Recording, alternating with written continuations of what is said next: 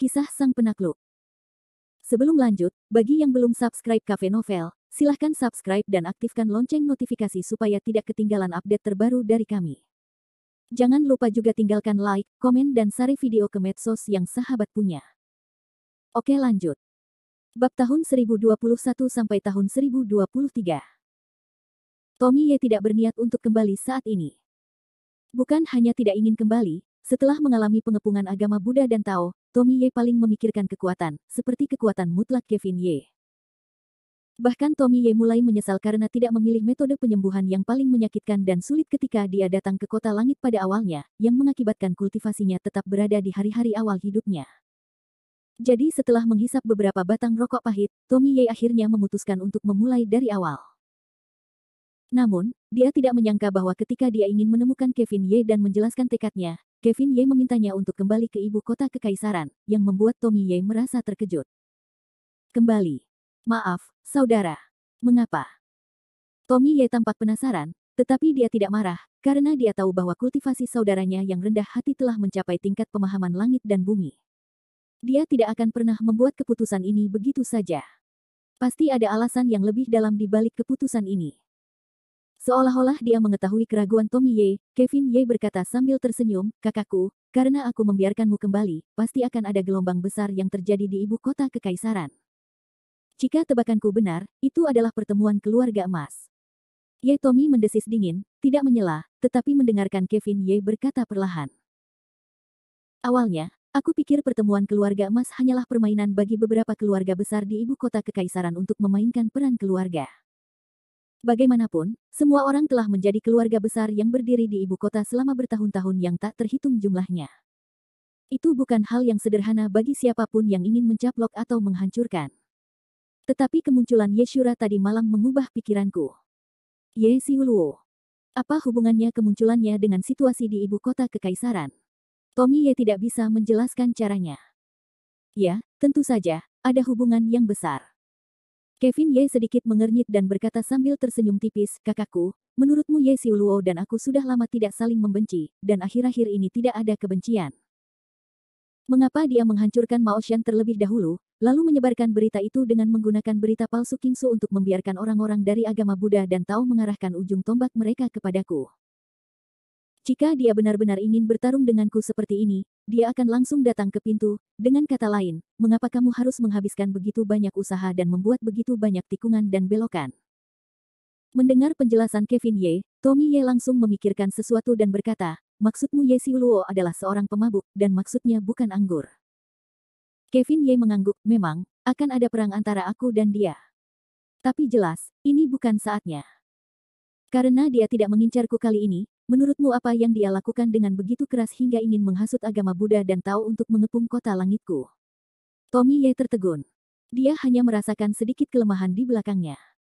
Setelah sekian lama, Tommy Ye tiba-tiba menyadari, ibu kota kekaisaran keluarga Ye, tujuannya adalah menjadi ibu kota keluarga Ye. Ya, di seluruh timur, selain dari dua aliran Buddhisme dan Taoisme, orang-orang dari gerbang surga yang tersembunyi, yaitu keluarga Ye, ibu kota kaisar, dapat berhubungan dengan Ye Sura dan Aula Sura. Dia bahkan mengatakan bahwa dia membenci keluarga Ye dari ibu kota kekaisaran lebih dari dua aliran Buddhisme dan Taoisme.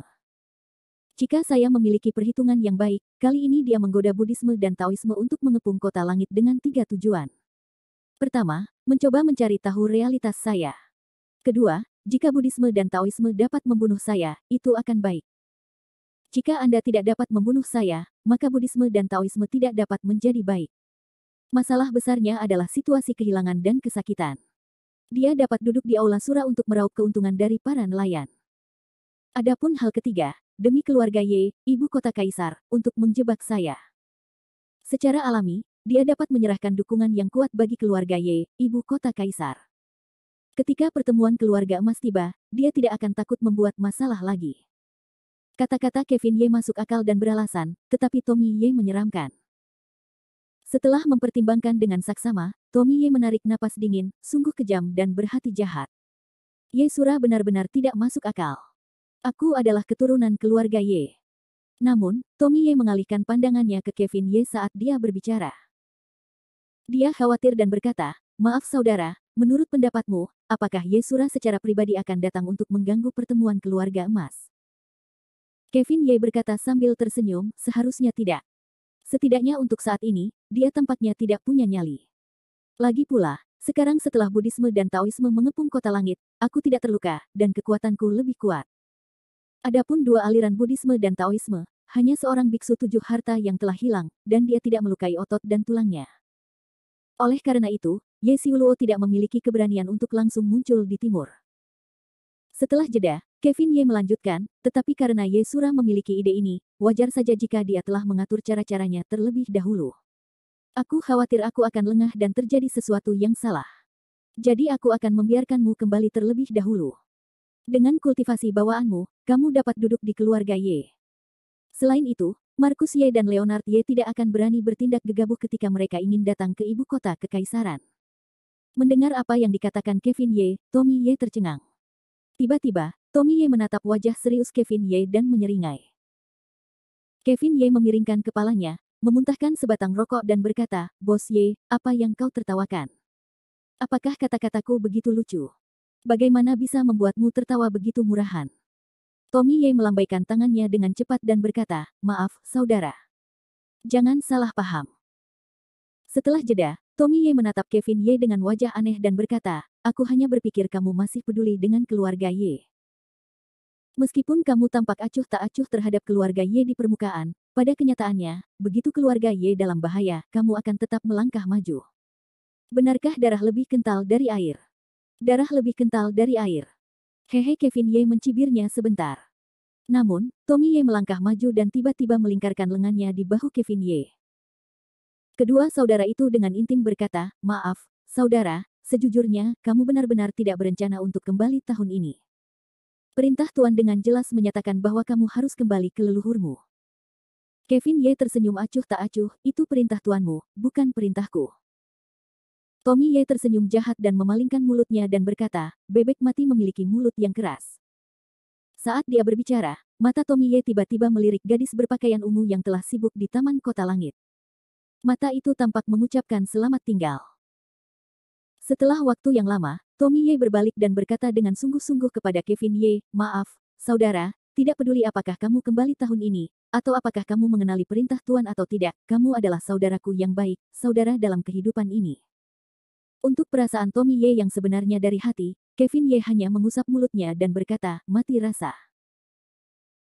Dan Tommy Ye tersenyum lebar, berkata, baiklah, baiklah, kamu kakak laki-laki, aku juga jarang mengatakan kata-kata mati rasa seperti itu. Ah, sayangnya saudaraku bahkan tidak menunjukkan muka, aku Tommy Ye benar-benar sangat sedih.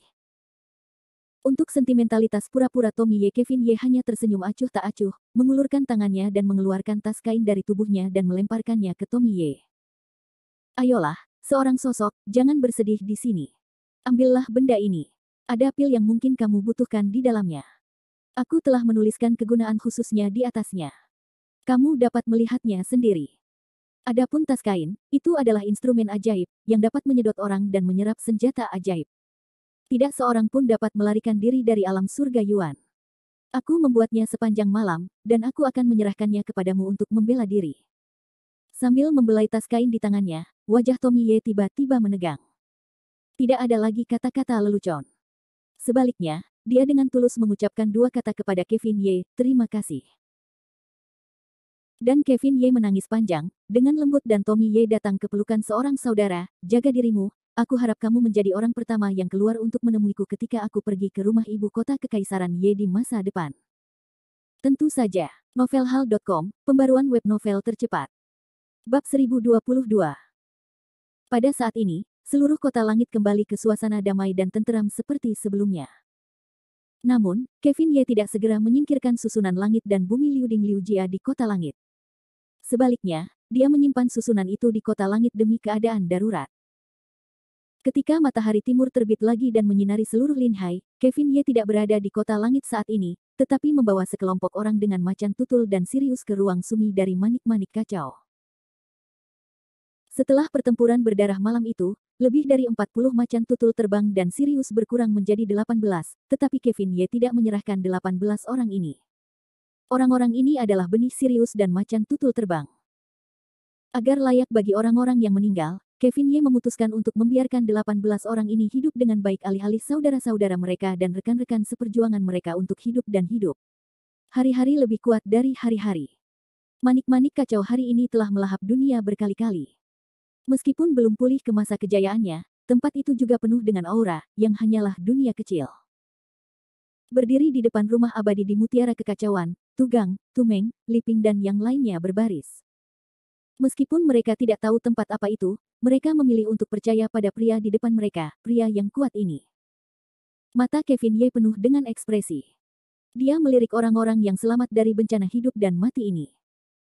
Melihat mata mereka yang tegas dan punggung lurus, Kevin Ye pertama-tama mengangguk dengan puas dan kemudian berkata, dalam 3 hari, kalian telah berada di kota langit ini selama 3 hari. Aku tahu bahwa kalian telah menghabiskan 3 hari terakhir seperti setahun. Kalian berada dalam keadaan kesurupan dan kebingungan. Aku tidak tahu di mana masa depan berada. Tetapi kalian tidak perlu ragu-ragu. Karena Tuhan telah membiarkan kalian hidup, itu alasannya. Kalian semua di sini pasti telah banyak berpikir dan banyak merenung selama 3 hari ini. Aku tidak peduli apa yang telah kalian pahami dalam 3 hari terakhir. Aku hanya ingin tahu apakah kamu ingin menjadi lebih kuat dan membalas dendam untuk saudara-saudara yang sudah mati. Pikirkan, pikirkan, pikirkan. Kemarahan yang terkumpul di dada selama 3 hari akhirnya meledak sepenuhnya pada saat ini. Pada saat ini, 18 anggota kelompok Flying Leopard dan Sirius memiliki mata yang tajam, dan tampaknya ada kemarahan yang tak ada habisnya di dada mereka. Meskipun Liu Minghai, pelaku utama, telah meninggal dan berubah menjadi tumpukan kerangka, itu masih jauh dari cukup bagi orang-orang Flying Leopard dan Sirius. Tujuan mereka bukan hanya lautan Liu Ming, tetapi seluruh keluarga Liu Jia. Suara marah itu semakin tinggi dan tinggi. Meskipun hanya ada 18 dari mereka, momentumnya masih ribuan dan ribuan orang. Aku akan pergi. Kevin Ye menatap 18 orang yang tersisa dengan wajah serius dan mengangguk. Baiklah, karena kalian semua memiliki tekad dan keberanian, mari kita lakukan hari ini. Kemudian Kevin Ye berbalik, berdiri di depan semua orang dan bertanya, apakah kalian tahu di mana ini? Mendengar pertanyaan Kevin Ye yang tiba-tiba, Tugang, Tumeng dan Liping saling memandang dengan kagum. Dalam sekejap, suara Kevin Ye tiba-tiba mulai berdering lagi, ini adalah instrumen ajaib surga dan bumi dari kursi ini, yang juga dikenal sebagai ruang sumi. Ini adalah dunia yang sepenuhnya terisolasi dari dunia luar, di mana tidak ada waktu, tidak ada ruang, bahkan tidak ada kehidupan lain, hanya Anda, sebenarnya, Anda telah berada di kota langit ini selama 3 hari. Anda telah melihat banyak hal dan melihat banyak hal dalam 3 hari ini. Jangan heran. Energi di luar alam, yang disebut iblis dan hantu tidak hanya ada dalam novel dan drama TV, tetapi juga ada di dunia nyata tempat Anda tinggal. Saya tidak tahu apakah Anda masih ingat, Lin Wei Timur dari keluarga Liu, mengapa mereka begitu ganas sehingga tim khusus elit Anda tidak memiliki kekuatan pukulan balik. Karena mereka sendiri bukanlah manusia biasa. Di dunia supranatural, orang-orang ini disebut prajurit. Prajurit. Selain Tugang dan Tumeng, kelompok Fei Bao dan Sirius saling memandang dengan ekspresi yang tidak dapat dipahami. Ya, itu adalah seorang prajurit. Jika kamu ingin membalas dendam, jika kamu ingin membuat seluruh keluarga Liu membayar harga yang pantas, kamu harus terlebih dahulu bergabung dengan barisan prajurit dan membuat dirimu menjadi sangat kuat. Jika tidak, itu hanya omong kosong tentang balas dendam dan hutang darah. Liping tidak dapat menahan diri untuk tidak berdiri dan berkata, Yesuai, bagaimana kita bisa menjadi seorang prajurit? Kevin Ye mencibir dan berbalik, Liping, jangan khawatir. Karena kami telah membawamu ke sini dan memberitahumu begitu banyak, kami secara alami akan mengatur pelatihan yang paling sistematis dan efektif untukmu. Dengan bantuan telapak tangan Kevin Ye, sosok Liping meluncur ke depan secara tidak wajar, hingga mencapai Kevin Ye. Kemudian Kevin Ye mengeluarkan botol obat dari udara tipis, Liping, ada 18 pil fondasi di gedung ini. Kamu berikan kepada semua orang, satu untuk masing-masing. Jika kamu berusia 18 tahun, kamu juga dapat menggunakan obat dari anak berusia 18 tahun untuk membangun meridian lagi. Liping tercengang.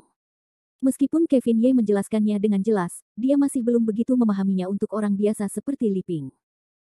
Hanya Tugang Tu yang memegang pil fondasi bangunan ini dengan keras, seolah-olah dia telah mendapatkan harta karun itu. Melihat bahwa Liping telah membagikan semua pil pembangunan fondasi, Kevin Ye berkata, baiklah, sekarang kamu memiliki pil di tangan, tetapi jangan langsung meminumnya, dan ikutlah denganku. Orang-orang yang tidak hadir langsung masuk ke dalam rumah ke-18 Dewa Abadi. Ke-18 orang itu terkejut dengan cara Kevin Ye. Namun, mereka telah mengalami pengepungan kota langit selama 3 hari oleh agama Buddha dan Tao. Mereka telah melihat segala macam hal ajaib dan kekuatan yang dahsyat, jadi mereka tidak dapat terkejut. Setelah hening sejenak, ke-18 orang itu, yang dipimpin oleh Li Ping dan Tu Gang, langsung masuk ke rumah peri Kevin Ye dan mengikuti langkah Kevin Ye ke taman belakang rumah abadi. Namun, ketika semua orang sampai di taman belakang dan tumit mereka belum kokoh, tiba-tiba terdengar suara gemuruh yang membuat semua orang merasa takut. Suara gemuruh. Kemudian, semua orang mendongak dan melihat seekor rubah putih besar dengan rambut seperti salju berlari dengan cepat. Terlebih lagi, ada 4 ekor yang bergetar di belakang rubah putih itu. Mulut besar dari lempengan darah itu tampaknya menelan semua wanita. Berdiri di depan semua orang, Kevin Ye tidak bergerak dan gemetar.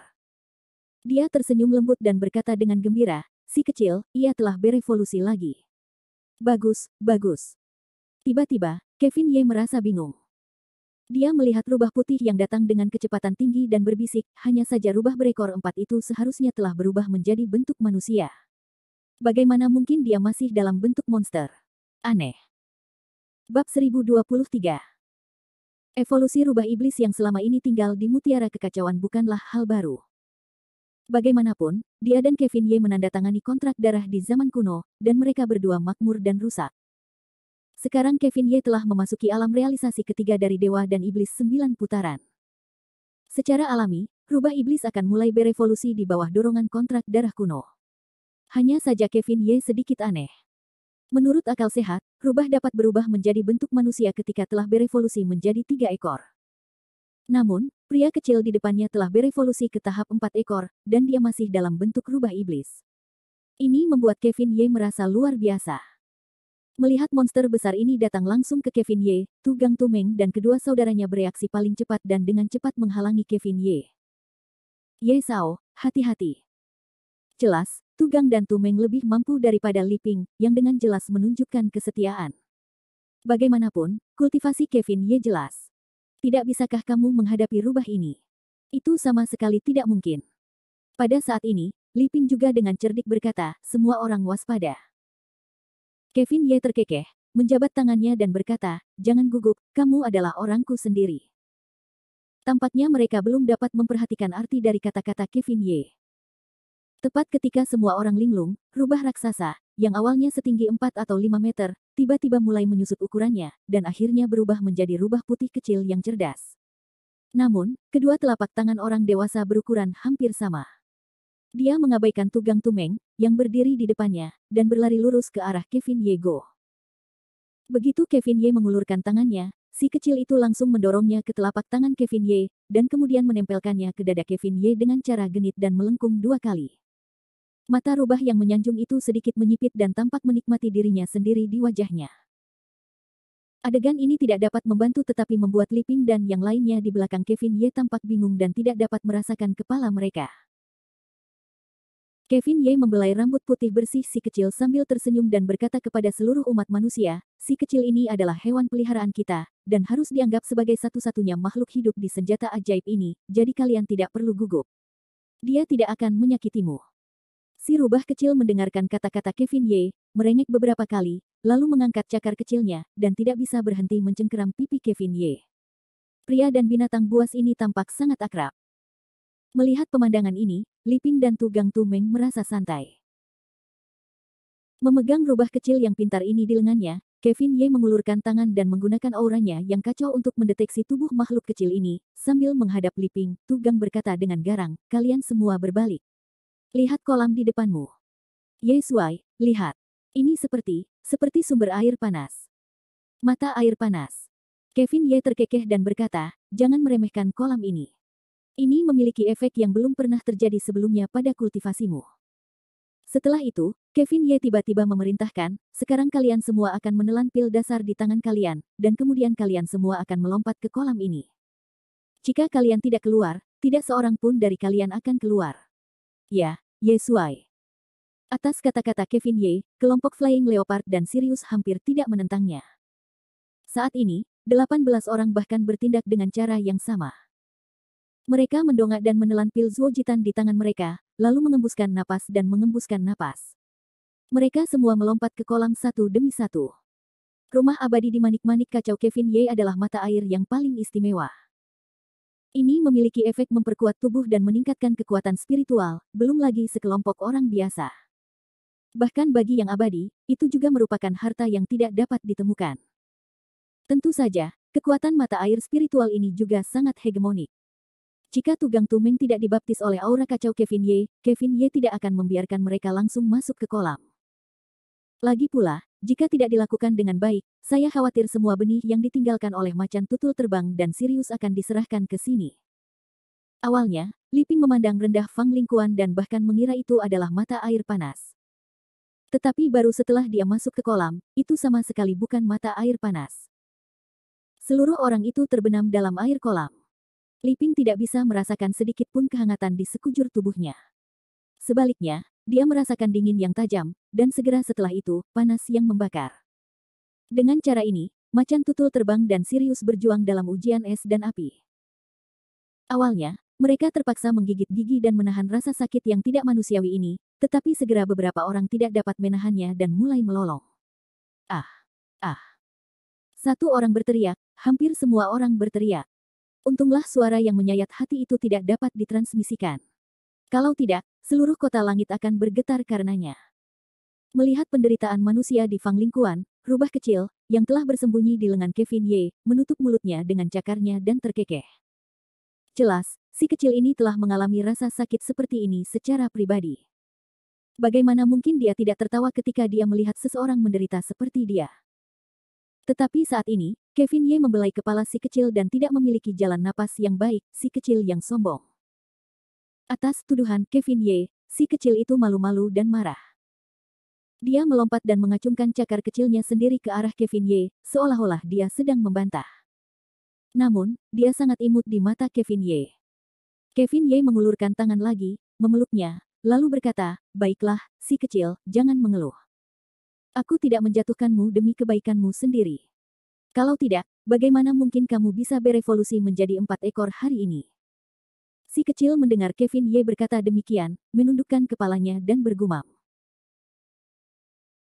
Pada saat itu, Kevin Ye menundukkan kepalanya dan melirik rubah kecil itu ke sana kemari, lalu berkata, "Meskipun kontrak darah kuno itu dibuat oleh Kaisar Iblis sendiri, dan levelnya lebih tinggi daripada segel yang dibuat kemudian, kekuatanku masih terlalu lemah untuk sepenuhnya melepaskan segel asli dari tubuhnya melalui hubungan darah dari kontrak darah kuno itu. Sekarang dua kontrak utama itu tetap ada padanya pada saat yang sama, tidak heran dia telah berevolusi menjadi 4 ekor, dan dia masih menjadi monster." Kata Kevin Ye sambil mendesah pelan, sepertinya untuk membuatnya berubah bentuk menjadi manusia, misi ini masih jauh dari selesai. Mendengarkan suara Kevin Ye, si rubah putih mungil itu sepertinya memiliki firasat di dalam hatinya. Dia melengkungkan tangannya 2 kali, seolah berkata kepadanya, "Jangan khawatir, jangan khawatir." Kevin Ye kembali sambil tersenyum, dengan lembut mencubit ekor si kecil itu, dan berkata sambil tersenyum, "Kamu makhluk kecil bisa menipu orang." Tidak ada waktu, tidak ada matahari dan bulan dalam manik-manik yang kacau ini. Pada saat ini, Kevin Ye berdiri di tepi mata air spiritual di kediaman abadi miliknya dan melihat ke-18 orang yang telah berendam di mata air tersebut. Macan tutul dan Sirius juga tangguh. Meskipun mereka menderita penderitaan yang tidak manusiawi ini, tidak ada satupun dari mereka yang ingin keluar. Baru setelah efek pil fondasi benar-benar larut pada mereka, dan sedikit demi sedikit lumpur hitam keluar dari pori-pori tubuh mereka. Baru pada saat itulah Kevin Ye menganggukkan kepalanya dengan puas dan ekspresi puas di wajahnya. Namun dengan cara ini, Kevin Ye tetap tidak membiarkan mereka keluar, hanya terus-menerus menguji batas 18 Sirius dan macan tutul. Melihat saat ini, mata Kevin Ye berbalik, dan wajahnya menunjukkan senyuman daripada senyuman. Dia bergumam pada dirinya sendiri, "Arai roh jahat dewa 18 ibu kota, versi yang disempurnakan dari arai roh jahat dewa 12 ibu kota, haha, aku ingin melihat bagaimana arai ini membuat sekelompok orang biasa berlatih." Suara Kevin Ye jatuh ke telinga rubah kecil di lengannya tanpa ragu. Dia melihat rubah kecil itu menggigil di sekujur tubuhnya, dan semua rambutnya berdiri. Dia menatap Kevin Ye dengan tatapan dan ketakutan yang luar biasa. Pada saat itu, mata Kevin Ye membeku, dan tiba-tiba, seluruh tubuhnya bergerak, dan seluruh orang itu terbang di udara. Napas tubuhnya saat itu adalah semburan merah darah, yang sepenuhnya adalah napas iblis kuno.